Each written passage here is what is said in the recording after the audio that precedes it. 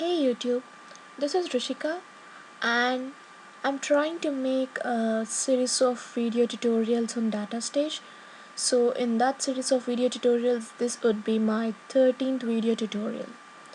In the previous videos, I dealt with database stages and few of the file stages, and yeah, I dealt with data set and sequential file because those are the things which probably we're gonna use while designing the jobs, and I'll deal with other stages later once I complete like the important processing stages in this palette. And after that I'm gonna come back and just finish with everything else what we have just left. So yeah, as I said in my earlier video, previous video, I gonna concentrate on aggregator stage in this video. So yeah, let's learn about aggregator stage. So let's just put some input and output links so that I'm not really designing the job. I just want to put some input and output links so that it has this things input and output tab, so I could discuss all the properties in it. So yeah, basically aggregator stage is a processing stage, and it's an active stage because it's an active stage because it needs to read the data from the source, and then perform all the aggregator functions in itself, and then write those aggregated transformations to the output. So it's reading and writing simultaneously. So that's why it's called an active stage, and it can have only one input link and one output link. It can't have any other links. And so what's the use of this stage is, if you guys have an idea of SQL, so it's basically like group by function. We are performing group by property or group by function by using this aggregator stage in data stage. So to make it simple, it basically classifies all the rows from a single input link into groups. We define the grouping columns, so it based on this it gonna have like data form into groups, and then based on those grouping columns it gonna compute totals or other aggregate functions for each group. All those things, like it doesn't matter which aggregation we use, because column for calculation we have, it's not just sum or it's not max or minimum value for a column. We have like any of this, we can use any of these properties, aggregating properties, and calculate the statistics. The best essentiality of this aggregator stage is to group records with similar characteristics and then calculate statistics on all records in the group. So you might be wondering, what are the statistics she's talking about, right? So let me just give an example. Let's say, okay, so every company has sales team, right? So let's say they need to have their own statistics and see which month they make more sales, and which month is, which month is really dull and all that, because that gonna help to improve their sales things, right? So yeah, let's say they have a task of grouping sales in each month and each quarter is like 3 months, four months I guess, or 3 quarters, yeah, 4 months. So 4 months or 3 months, 4 months I guess, I'm sorry guys.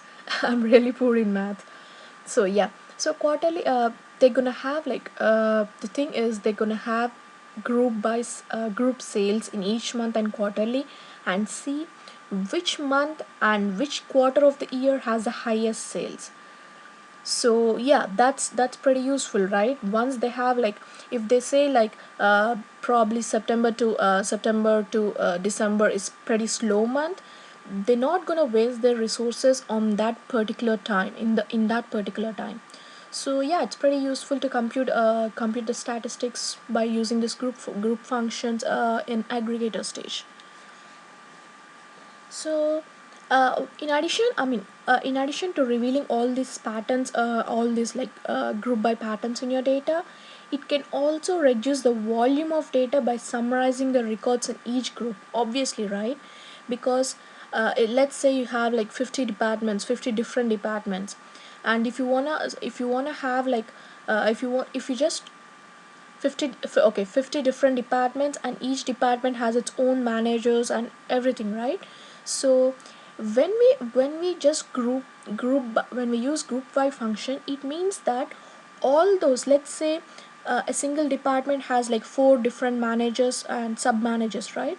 So I want to see what each department, or how many managers, or who are the managers for each department. So if I choose like departments one, so department group by this department and manager ID, so I could get only that department and see what are all the managers, or who are all the managers in that department. So basically what I'm doing, I'm trying to filter out the data and grouping by the only my requirement, grouping by as per my requirement. So it's obviously reducing the volume of data, right? So because it's reducing the volume of data, I can happily summarize the records in each group and making it, I mean, it's easier to manage, right, rather than dealing with huge volumes of data. So yeah, that's pretty cool function for the aggregator stage. And if you group by a large volume of data, let's say you have like many other like one or more characteristics of data, and you're trying to group a large volume of data. So what does it does do, the resulting data set, whenever you have like large volumes of data, you're grouping with one or more keys, right? But ultimately, the resulting data set is much smaller than the original data because you're just grouping by, right? So, yeah, no matter how huge your volume is, your incoming data, the ultimate output data is generally much smaller than the original. So, obviously, when it is much smaller, it is easier for us to understand.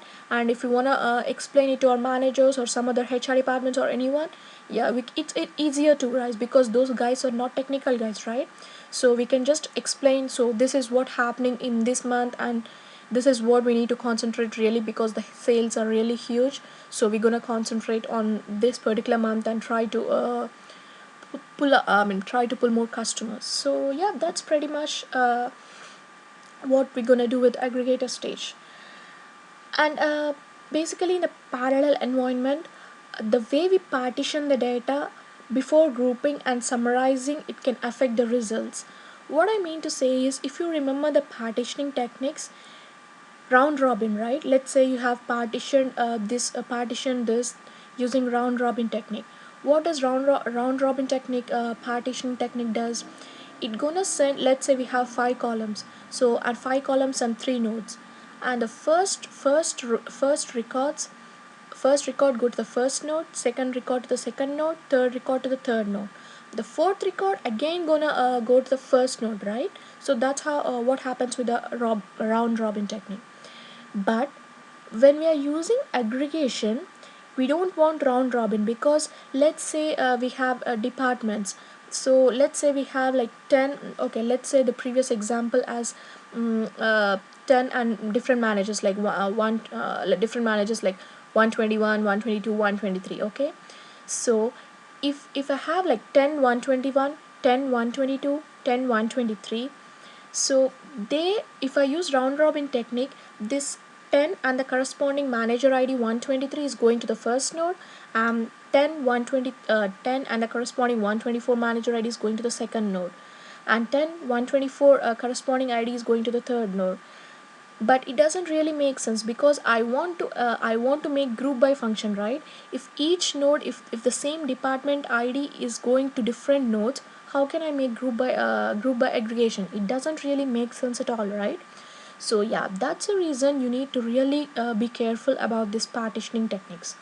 So if you remember from my previous video about the partitioning techniques, yeah, so it would be apt to use like hash partitioning, because whatever the key column or whatever the group by column you're defining, just give hash partitioning technique, give like hash key for that, so that all those key columns, all those similar key columns go to the one node, so that we can perform all the aggregations on that particular thing.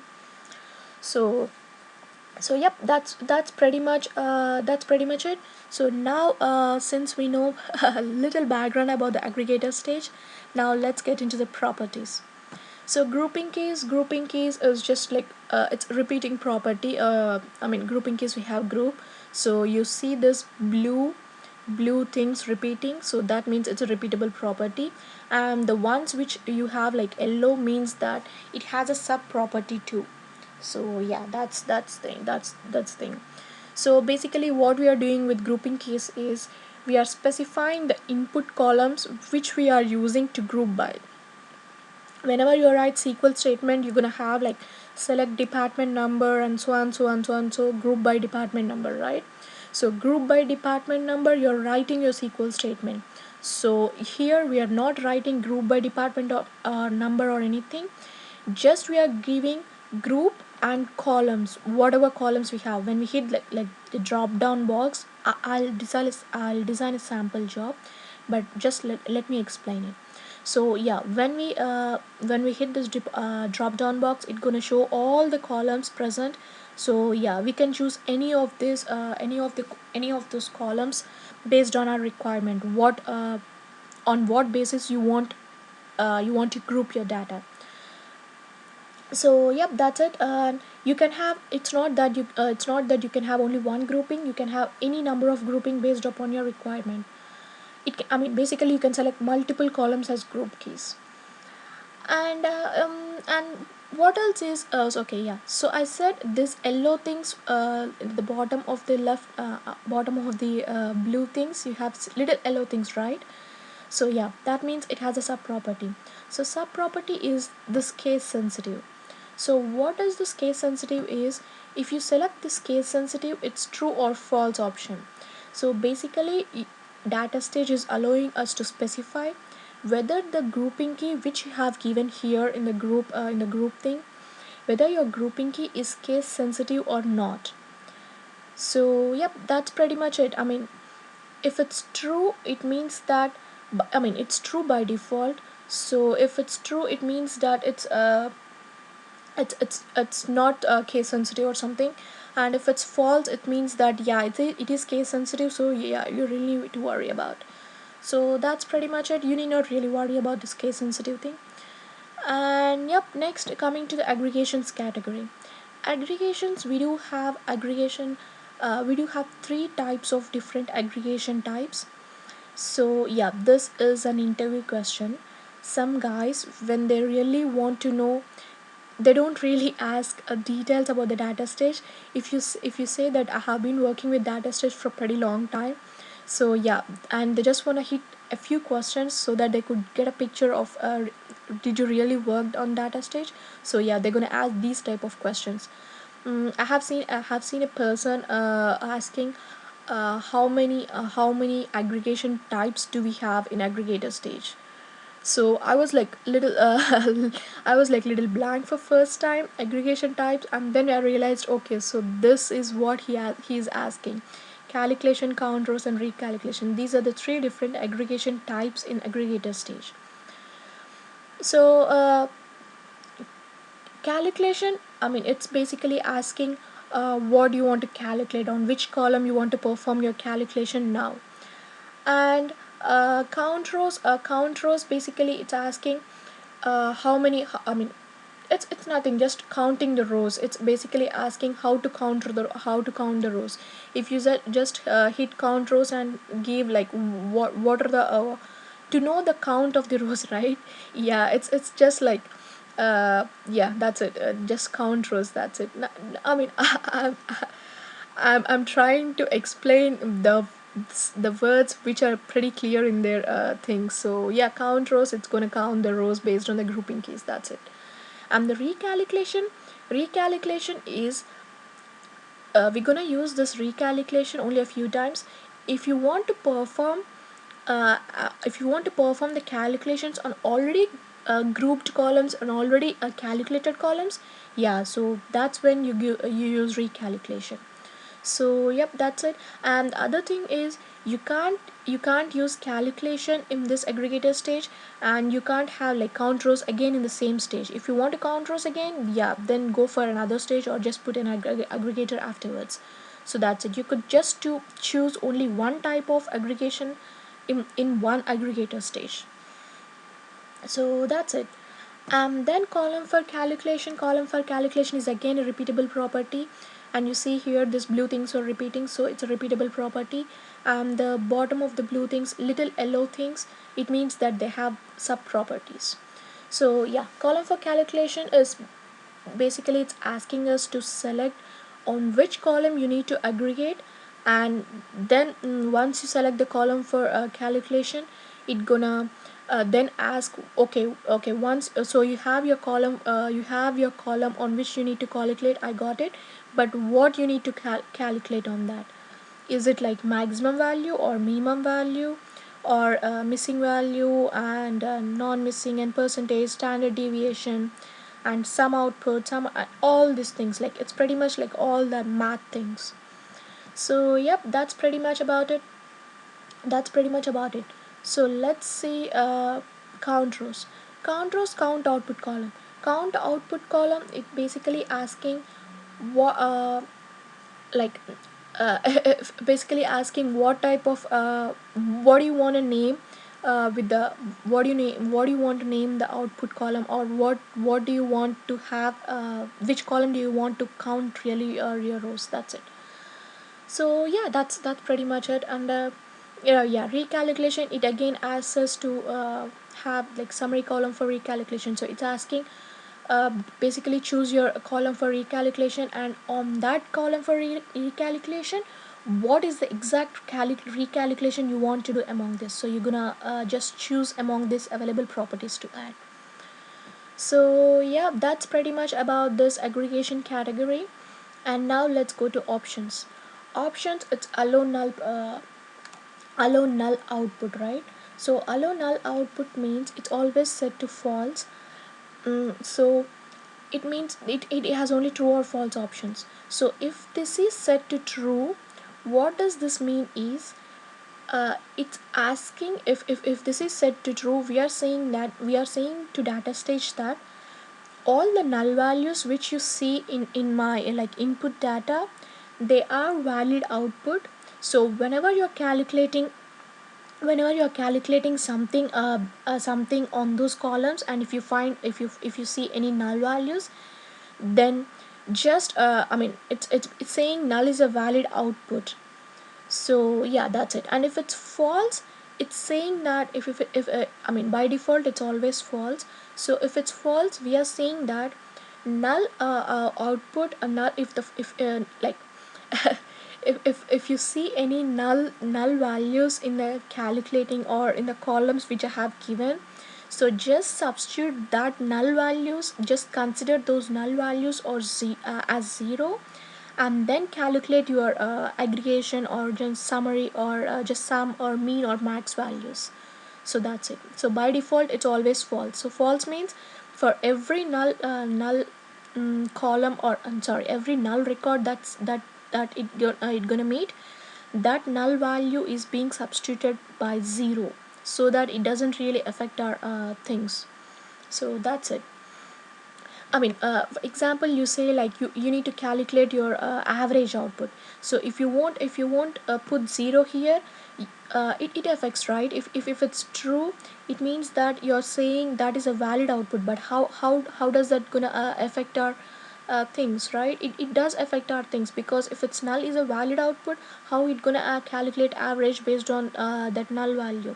So yeah, you can just choose it, but it's always by default false. So so basically when it's calculating, it gonna count null. Whenever it see null, it gonna count it as 0 and then calculate average or mean or anything.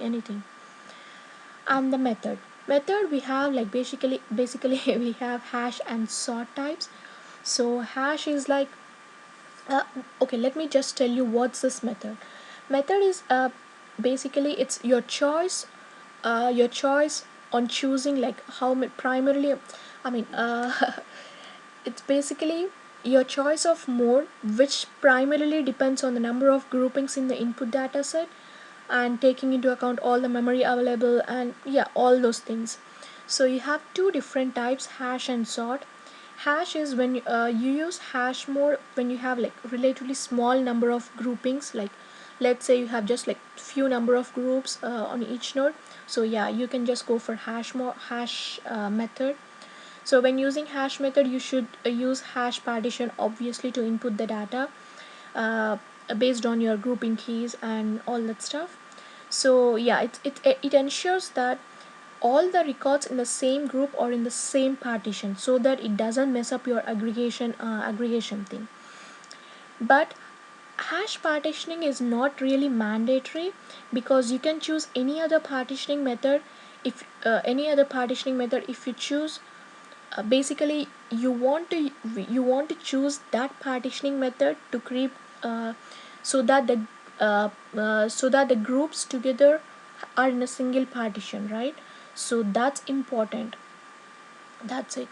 And the sort thing is, if, as I said, the hash partitioning is relatively effective for small groups, we need to have another option for large groups too, right?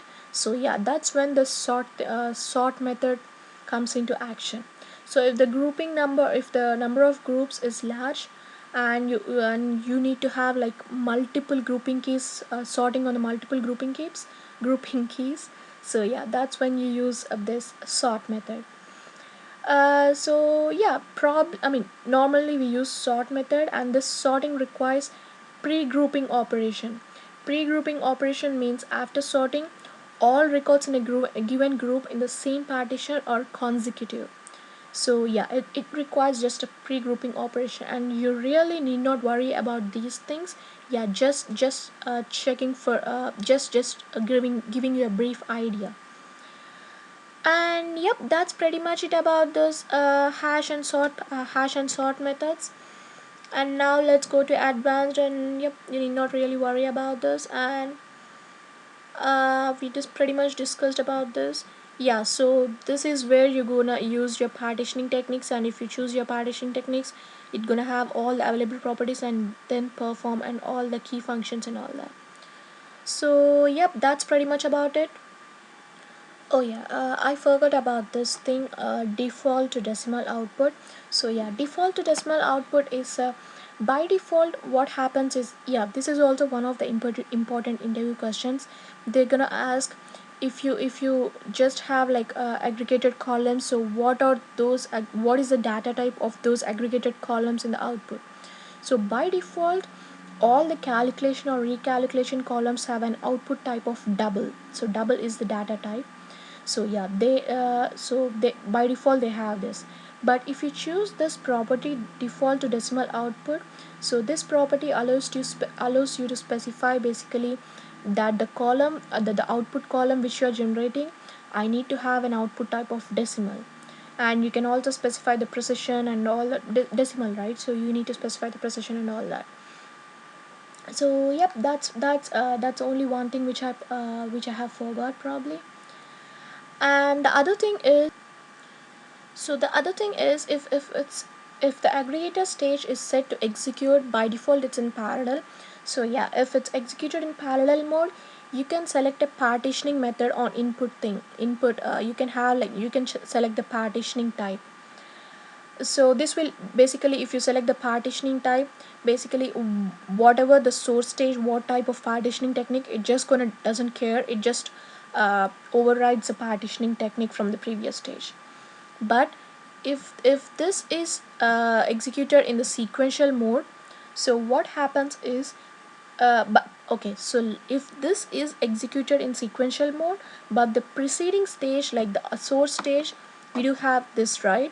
So if this doesn't execute in sequential, but just say if yeah, so if this aggregator is executed in sequential mode, but this data set obviously is executed in parallel mode, so what happens is, this thing, it's see collector type, this changed to collector type, and we don't have much options, we have only four options, right?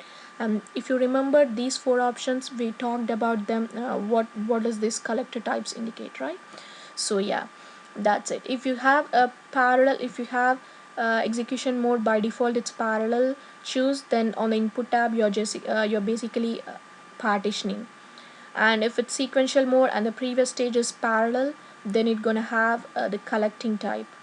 So yep, that's pretty much that's I guess now I have completed pretty much everything.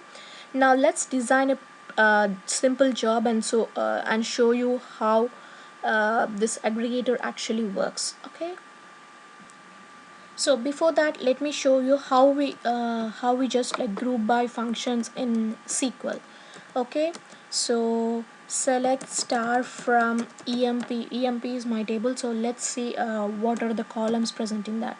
So we have emp number, name, job, manager, high date, salary, commission, and department number. So okay, I want to have I want to group by department number and see salary in those group by department numbers. So how do you write? It's select department number, right? Yeah, department number, and I want to calculate some salary for each department. And I also want to calculate I also want to know what's a maximum salary given and what's a minimum salary given from emp, right? Group by what, which column we need to group by? Department number, obviously, right? So yeah, just department number and then semicolon. Okay, so it's not salary, it's just okay, I need to write it again.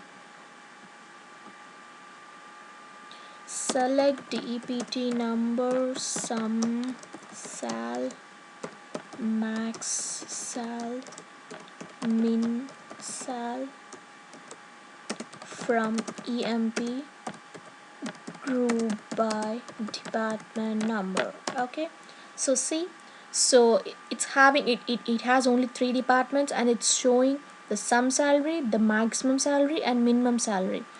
So yep, that's pretty much so we need to write the SQL statement, but in aggregator stage, let's do it in aggregator stage now. So let me just put Oracle connector as a source, because yeah, we do have some few tables in Oracle connector, and then aggregator, and then just write it to some data set. Okay, yeah, and then just write it to some data set. Okay, now let's create, because we are using Oracle, let's create the parameter set. So yeah, go to the parameters and create it. So what are the things you need to have? Do you remember server username and password, right? See, server username and password. Let's create parameters for these 3. Okay, oh, sorry, let's go to this parameters and create parameters now. So server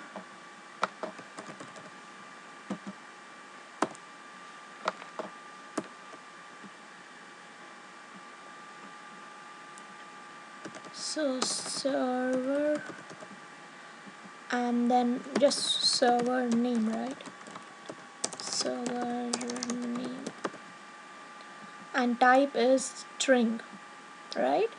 And my server name is Oracle. It depends on the project, but yeah, I'm explaining it on my personal system, so yeah. And the username is just username again, and it's again string.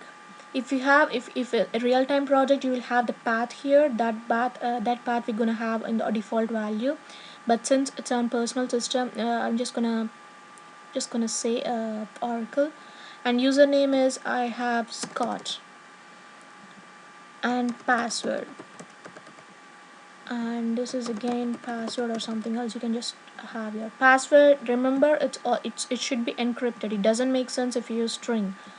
So my password, just confirm it and then hit OK. Okay, now select all these parameters and create parameter set. So what parameter set? Oracle Oracle details. Okay, Oracle details, and don't worry really about anything. And then yep, and what do you want, or what do you want to have your file name?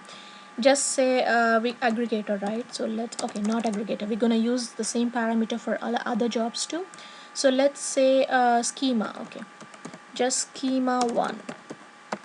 So remember schema1, everything falls into place, then click on OK. and then just save your parameters something somewhere, and then it's asking if you want to replace all these things with just the parameter set. Yep, and then yep, see, everything is set. So now let's go and choose the parameters. So server, go to the parameter, see server, and then username, parameter, username, and the password, parameter, password. So that's pretty much it. So what did I say? First test your connection and see everything falls into place. So now test the connection, because it's really waste of time, right? So the connection was successful. So now go to your this thing. So just select yes, and what table, what did we choose? EMP, right? So yeah, let's work on the same column, same table, sorry. Now load your EMP things. So what's your EMP? Yep, here is your EMP. So click on OK and then just click OK. And now let's see how the data looks like. So every time it asks us, because if it's saying parameter set, uh, it's just verifying if this is the parameter set you want to use, or is there some other thing. So yep, we do have this thing. So now just hit on OK, and now come to the aggregator stage. So aggregator stage. So what do you want to group by? What did we group by in SQL? It's department number, right? So just hit on department number, and aggregation type, it's all obviously calculation. We need to calculate output and all that.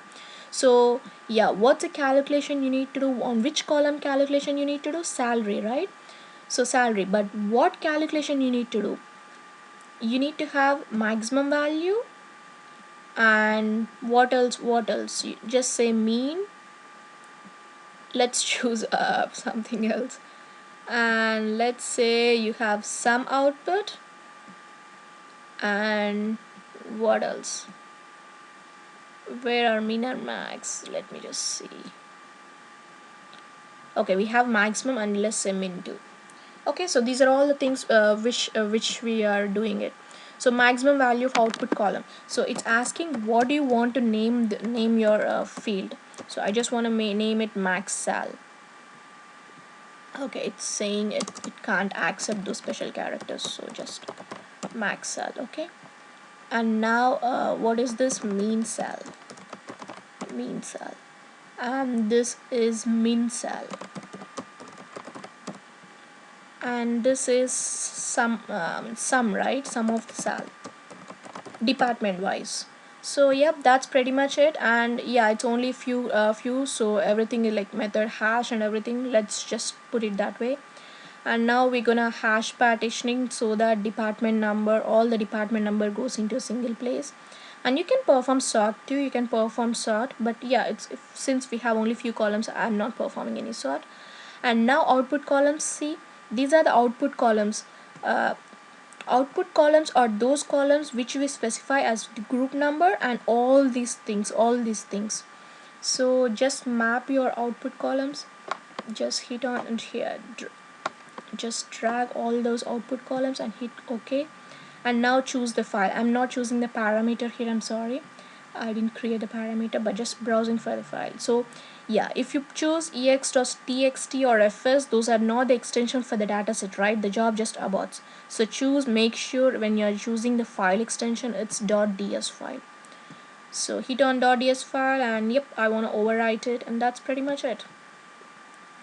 So now just click on OK, and let's see, let's compile it first. Let's compile it and see if we have everything in place. See, everything is good. Now just close it and run it. It's asking if you want to use this parameter set. Yep, I want to use this parameter. So yep, it's successful. See, we have 14 rows and the output has only 3 rows, because we are grouping by, right? It's pretty much easy to analyze. It's hard to analyze 14 rows, and it's easier to analyze 3 rows. So this is what I was speaking about. It makes our job easy.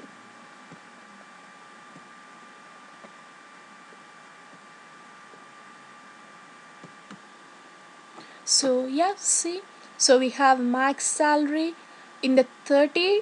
We do have like 14 things, but the max salary is 2850, and the mean and the minimum salary is really 950, and maximum sum of the salary. So yeah, this is, so we can say that obviously when we have this thing, so we can analyze now that the department whoever are in the 20 department, 20 department, they are having the high, I mean they are, I guess there are more people in the 20 department because the sum is really high. So probably that, or their salaries might be high. So yep, because yeah, this their salaries might be high.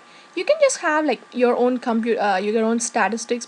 It doesn't really make sense to me because it's just department number, right? But yeah, whenever you have like sales numbers, and yeah, let's see like if the merchant is just paying and all that stuff, and they want to see which merchant is like paying in time and which merchant is like really good in their transactions and all that. Yeah, that makes really lot of sense to me.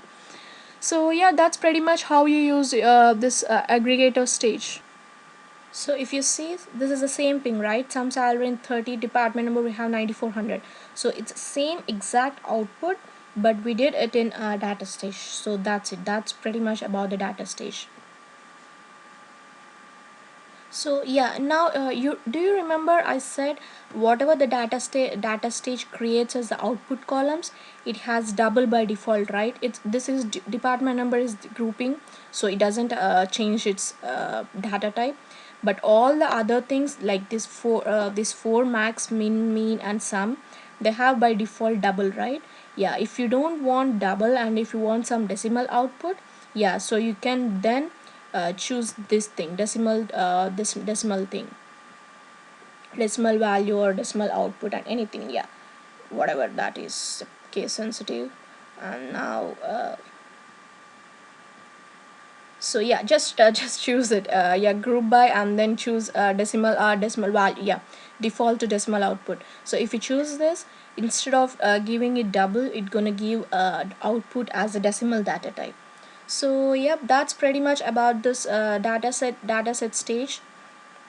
I mean, sorry, not data stage, aggregator stage. So yeah, this is how you do your aggregations in data stage. This is pretty cool stage because it enables us to perform all the aggregations and just group by and have our own uh, just conclusions drawn from this stage, right? So yep, that's pretty much it, guys. And in my next video, copy stage, I'll go with the copy stage. It's pretty short video where we don't have many functionalities in copy. It just okay, I'm not going to tell it now. So yeah, I'll just probably make it pretty soon. And once we are done with the copy, then I'm gonna have a filter. Yeah, I'll try to do this copy and filter because these are the pretty much simple stages, and then move on to the other stages. Okay, thank you guys, thank you so much for watching, and thanks, bye bye.